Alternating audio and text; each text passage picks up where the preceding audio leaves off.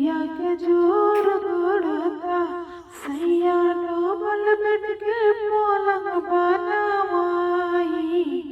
खटिया के जोर गड़ता नाये दादा बुझतानी सब राउर खेला।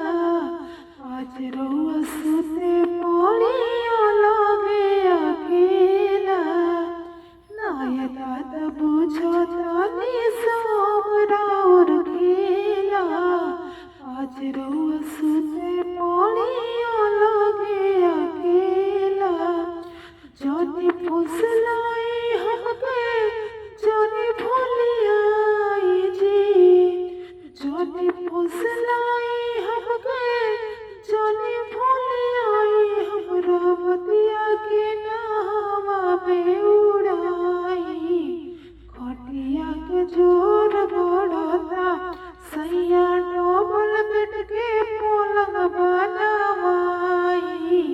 खटिया के जोर गड़ता होता गोदहरा देहरे अपना सहाय जी। होता गोदहरा देहरे अपना सहाय। सैया डबल बेड के पलंग बनवाई। खटिया के जोर